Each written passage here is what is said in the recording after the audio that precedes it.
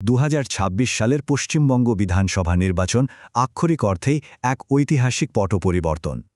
আজ আমরা মে মাসের 4 তারিখের সেই চমকে দেওয়া ফলাফলগুলো নিয়ে একেবারে গভীরে গিয়ে আলোচনা করব। এটি নিছক কিছু সংখ্যার হিসাব নয়, এর গভীরে লুকিয়ে আছে একটি রাজ্যের রাজনৈতিক গতিপথ বদলে যাওয়ার এক বিশাল গল্প।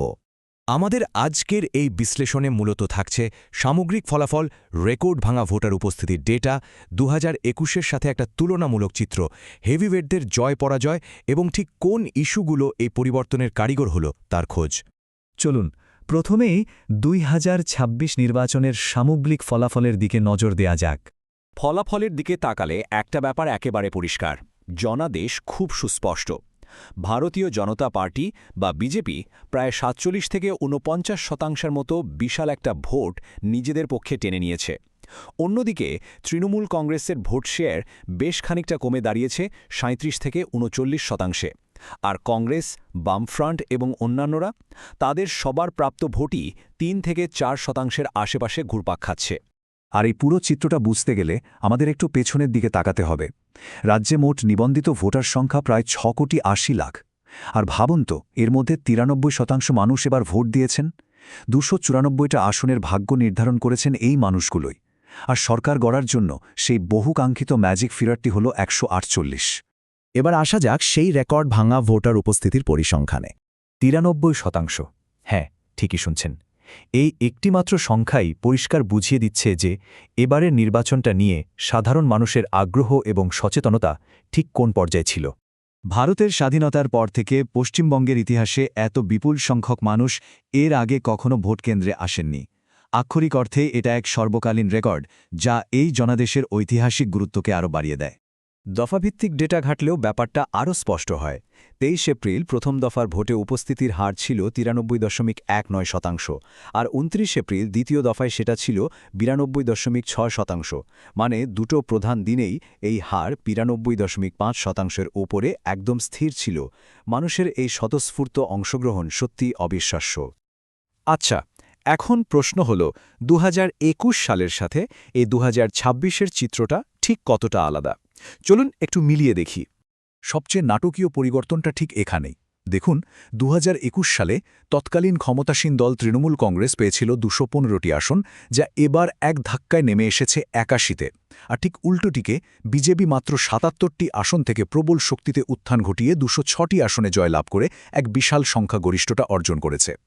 এই দুটো নির্বাচনের তুলনামূলক তথ্যের দিকে চোখ রাখলে খুব সহজেই বোঝা যায় রাজনৈতিক সমীকরণ ঠিক কতটা দ্রুত আর কতটা গভীরভাবে বদলে গেছে রাজ্যের বুকে। এরপর আমরা নজর দেব বেশ কয়েকজন হেভিওয়েট প্রার্থীর জয় ও পরাজয়ের দিকে, যা এই নির্বাচনের অন্যতম বড় চমক। সবচেয়ে বড় খবরটা হল, দীর্ঘ 15 বছর পর পশ্চিমবঙ্গে সম্পূর্ণ নতুন একটা দল বিজেপি প্রথমবারের মতো রাজ্য সরকার গঠন করতে যাচ্ছে।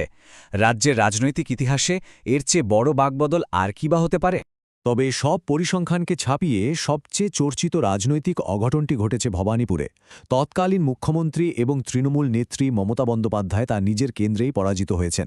বিজেপির শুভেন্দু অধিকারীর কাছে তিনি হেরেছেন 15,105 ভোটের বিশাল ব্যবধানে।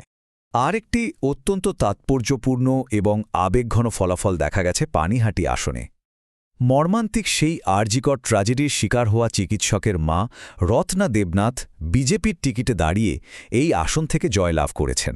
এটি স্থানীয় মানুষের ক্ষোভেরই এক নীরব প্রতিফলন।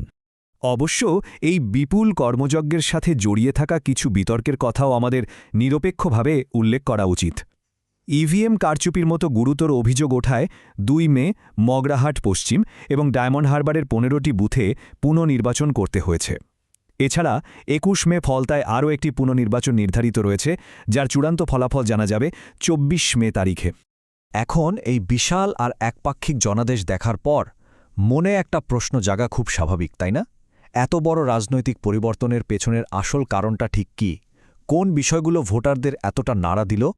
চলুন এবার সেই মূল ইস্যুগুলো নিয়ে আলোচনা করা যাক, যেগুলো এই পথ পরিবর্তনের নেপথ্যে মূল চালিকা শক্তি হিসেবে কাজ করেছে। প্রথমত, প্রশাসনিক ও নিরাপত্তাজনিত ইস্যু। নির্বাচনের আগে স্পেশাল ইন্টেন্সিভ রিভিশনের মাধ্যমে প্রায় 90 লক্ষ নাম ভোটার তালিকা থেকে বাদ দেওয়া হয়েছিল। এছাড়াও সিএএ বা এনআরসি নিয়ে দেশব্যাপী চলা উদ্বেগ এবং সীমান্ত নিরাপত্তা ও অবৈধ প্রবেশনের মতো অত্যন্ত সংবেদনশীল বিষয়গুলো ভোটারদের সিদ্ধান্তে বড় প্রভাব ফেলেছে। আর শুধু প্রশাসনিক কারণ নয়, রাজ্যের ভেতরের আর্থসামাজিক সমস্যাগুলো সমানভাবে প্রভাব ফেলেছে। বিশেষ করে ২০২৪ সালের সেই আরজি করের ঘটনার পর নারী নিরাপত্তার প্রশ্নটি রীতিমতো ক্ষোভের রূপ নেয়।